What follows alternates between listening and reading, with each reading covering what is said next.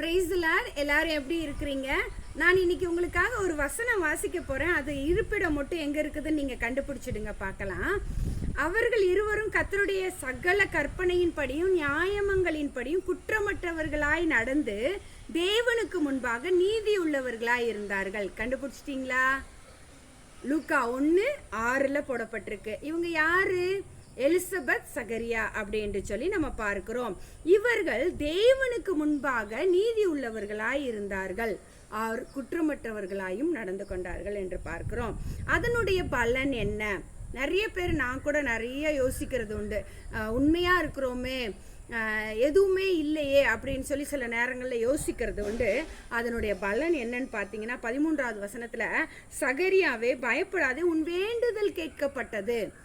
நம்ம கர்த்தருக்கு முன்பாக நீதி உள்ளவர்களாய் இருந்து குற்றமற்றவர்களாய் நடக்கும் போது நம்மளுக்கு கிடைக்கிற ஆசீர்வாதம் என்னதுங்க? நம்மளுடைய ஜெபம் கேட்கப்படுகிறது என்று சொல்லி நம்ம பார்க்கிறோம். சரிங்க, ஃபர்ஸ்ட் குற்றமற்றவர்களாய் வாழ்ந்தார்கள், தேவனுக்கு முன்பாக நீதி உள்ளவர்களாய் இருந்தார்கள். இரண்டாவது, அவர்கள் எப்படிப்பட்டவர்களாய் இருந்தார்களாம் பார்க்கிறோம். நம்ம லூக்கா 1:20 சொல்லப்பட்டிருக்கிறது. அப்படி உன் ஜெபலாம் கேட்கப்பட்டது அப்படின்னு சொன்னதுக்கு அப்புறமும் சகரியாவுக்கு என்ன? ஒரு அவிசுவாசம். அது எப்படின்னு பார்த்துடலாமா? இதோ 20வது வசனம், இதோ தகுந்த காலத்தில் நிறைவேற போகிற என் வார்த்தைகள், நல்ல கவனிங்க, தகுந்த காலத்தில் நிறைவேற போகிற என் வார்த்தைகளை நீ விசுவாசியாதபடியினால் இவைகள் சம்பவிக்கும் நாள் மட்டும் நீ பேசக்கூடாமல் ஊமையாயிருப்பாய். எல்லாம் நல்ல உண்மையுள்ளவங்களா இருந்தாங்க. அவங்க ஜபங்க கேட்கப்பட்டது. நீ மனைவி கர்ப்பவதியாகி ஒரு குமாரனை பெறுவா, அவனுக்கு யோவான்னு பேரிடு, எல்லாம் சொல்லிட்டாங்க ஏசப்பா. ஆனா சகரியாவால் அதை நம்ப முடியல. இதெல்லாம் எப்படி சம்பவிக்கும் அப்படி என்று சொல்லி நம்ம பார்க்கிறோம்.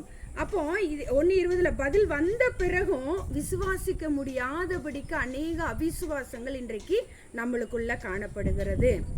அதனால நிறைவேற போகிற வார்த்தை, அதை மட்டும் நீங்கள் பிடித்து கொண்டு ஆண்டவரிடத்துல நீங்க எதுக்காக ஜெபிச்சுக்கிட்டு இருக்கிறீங்களோ, ஏசப்பா இந்த என்னுடைய வாழ்க்கையில நிறைவேற போகிற இந்த வார்த்தைகளை நான் விசுவாசிக்கும்படியாக இன்றைக்கு எனக்கு உதவி செய்யும் என்று சொல்லி நீங்கள் கேட்கும் போது சகரியா எலிசபெத் ஆசீர்வாதத்தை பெற்றுக்கொண்டது போல நாமும் ஆண்டவரிடத்திலிருந்து ஆசீர்வாதத்தை பெற்றுக்கொண்டு அவருடைய நாமத்தை மகிமைப்படுத்தலாமா?